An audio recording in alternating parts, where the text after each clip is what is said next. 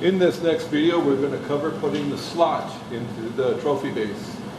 The print calls a dimension of 0.35 to 0.45 range. So what we're going to use is 3/16 end mill, which is 0.188. I'm going to go ahead and shoot for the 0.236 value. So that's going to be basically when I cut through the part, I'm going to cut through about 50,000 steep, plunge down, cut through to the 90,000 depth area, and then I'm going to do one final cut down to the 0.1, which is the full depth of the part, move the machine over 24 thousandths, cut across, move the machine the other direction 24 thousandths to cut across. That should achieve our 0.236 wide slot. Okay, so the first part of the setup is I'm going to put the mill stop in there, so that after we drill the holes and stuff, we'll be able to just flip it over and we'll be in the right location. So we'll go over that. So put the mill stop on the master jaw. Do not put it on this jaw. It moves around. So make sure it's on the master jaw, tighten the screw back here. Okay, once that's nice and secure, you can put your part in here, slide it up against the stop, and snug it down, take your dead blow hammer, tap it around, make sure your parallels don't move. Finish tightening it up. Tap it down again. Very good. The parallels are tight. Okay, so next thing we're going to do is we're going to go ahead and edge find it, so we can determine the right values. So from the back wall here, over 1.65 is the center of our slot. So we'll go ahead and edge find this jaw.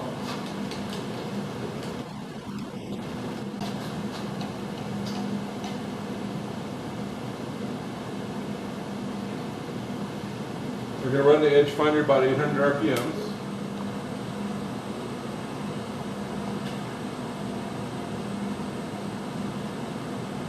Move it in until it just shifted there. I'm going to move back away from the wall, come back on it until it just shifts again. I was watching, make sure my numbers on the digital readout repeated. I'm going to go ahead and move this up and away.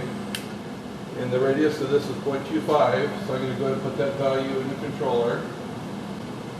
Alright, and now I'm going to move to my 1.65, and it's going to be in the negative direction. Alright, so now we're in the proper location here.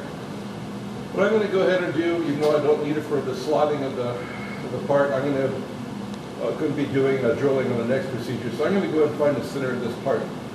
So this is where I'm going to edge find here, zero it, come to this side, edge find it, and use the half function. So if you haven't watched the video on edge finding, please do so before doing this part.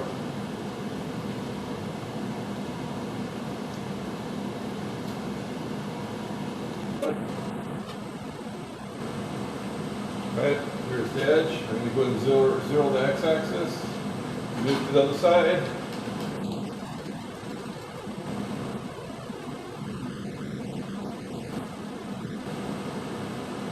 Alright, there's the edge right there. I'm going to go ahead and use the half function to find the center of the part.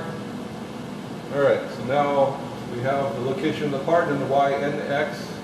So we'll be ready for the drilling, which will be in the next procedure. So I'm going to go ahead and take out the edge finder, and we're going to go ahead and put in the 3/16 end mill. We'll use the 3/8 collet because that's the shape diameter 3/8.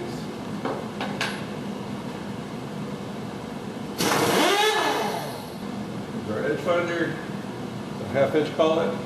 We'll put those back in the rack. Put our collet away, our edge finder away. Insert my 3/8 collet.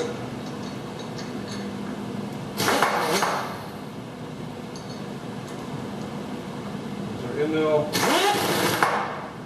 All right.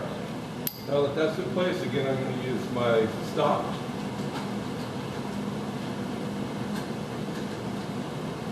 We're going to pull down close to the part without touching, put our stop into place.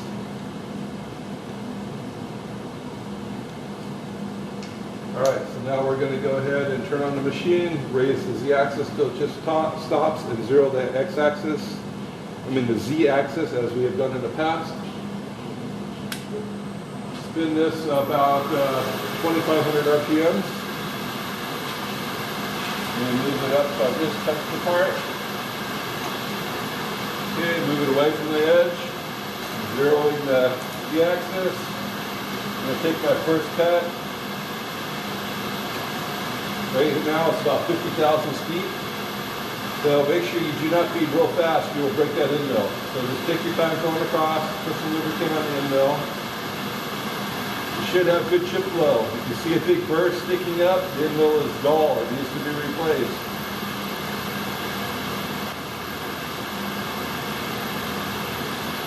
As you can see, I'm just applying a little bit of lubricant as we go.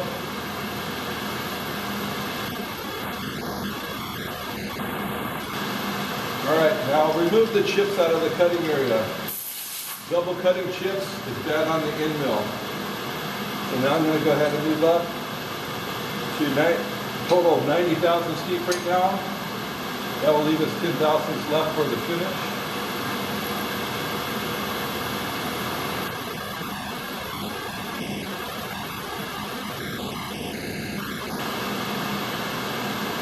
We're going to remove the chips again.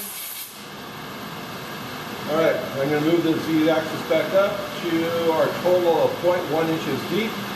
Since I want to conventional mill, I'm going to move the table towards me to 24 thousandths so I can clean up this back wall. Add lubricant again, feed across. Again, just take your time feeding so you don't make a rough surface.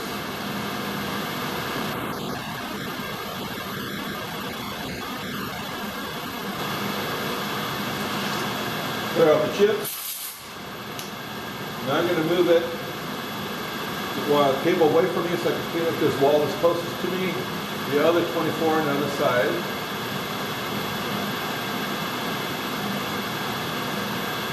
Alright, add some lubricant.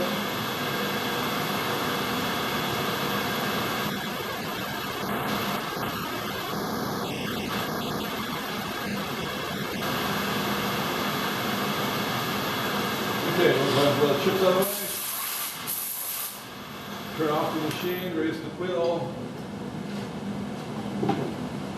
Take your calipers and then take your measurement across the slot. Make sure it's where you think it's going to be. Right on 0.236. So this step is now done.